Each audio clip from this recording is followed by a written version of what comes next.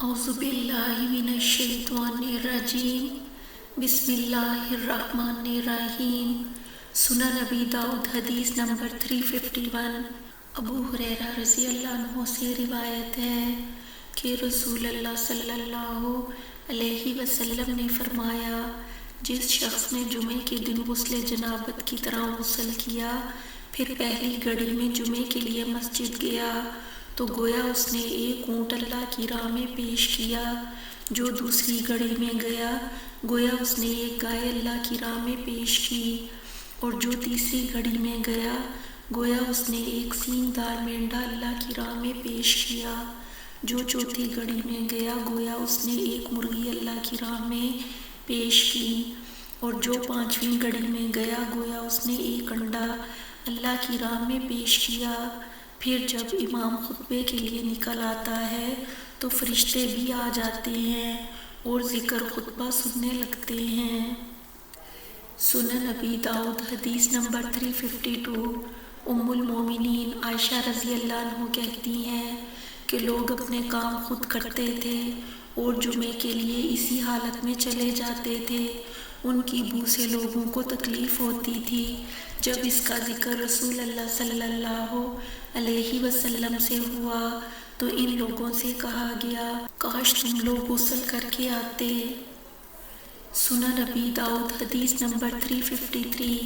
کرما کہتے ہیں کہ رات کے کچھ لوگ آئے اور کہنے لگے، اے ابن عباس، کیا جمعے کے روز غسل کو آپ واجب سمجھتے ہیں؟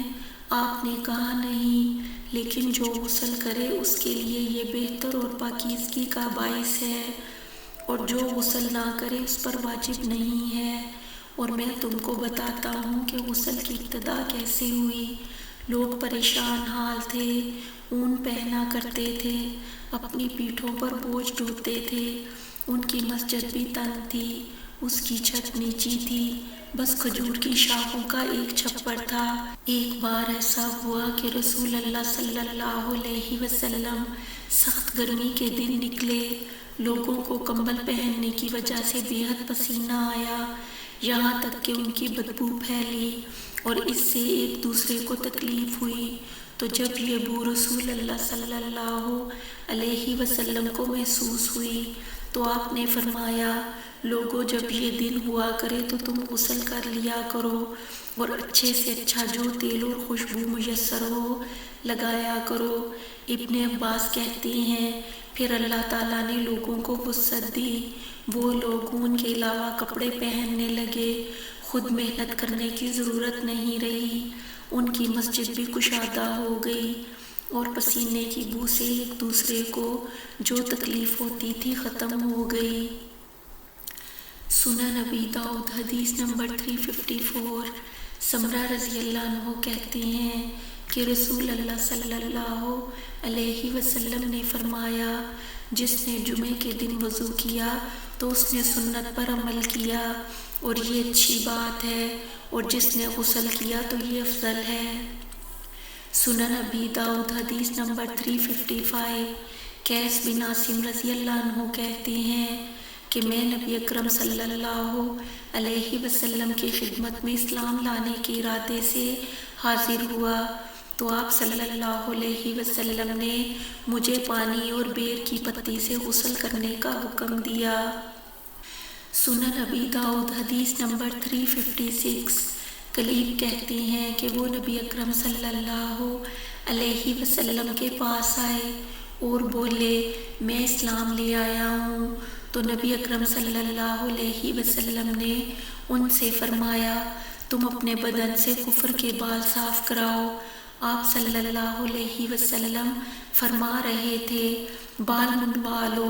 اسیم کے والد کا بیان ہے کہ ایک دوسرے شخص نے مجھے یہ خبر دی کہ نبی اکرم صلی اللہ علیہ وسلم نے دوسرے شخص سے جو ان کے ساتھ تھا فرمایا، تم اپنے بدن سے کفر کے بال صاف کرو اور ختنہ کرو۔ سنن نبی داؤد حدیث نمبر 357۔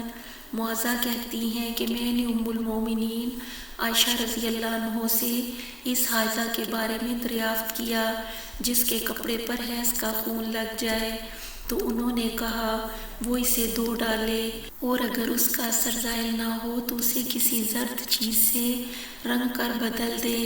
عائشہ رضی اللہ عنہ کہتی ہیں مجھے رسول اللہ صلی اللہ علیہ وسلم کے پاس 3 حیض اکٹھے لگاتار آتے تھے۔ میں ایام حیض میں پہنا ہوا اپنا کپڑا نہیں دھوتی تھی۔ سنن ابی داؤد حدیث نمبر 358۔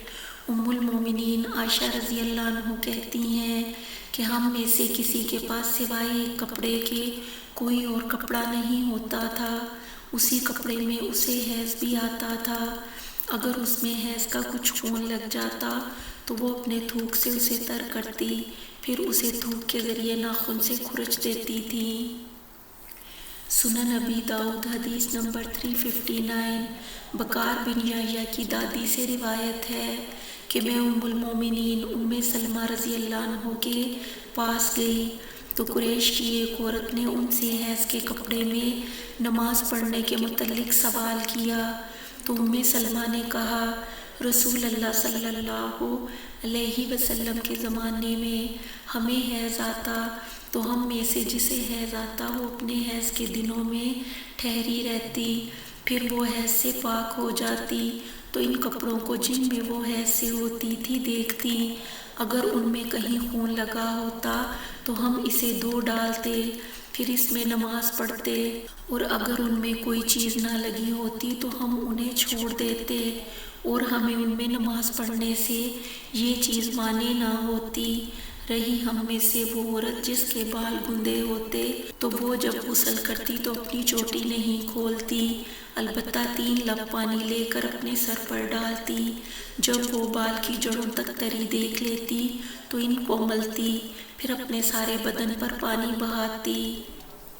سنن ابی داؤد حدیث نمبر 360۔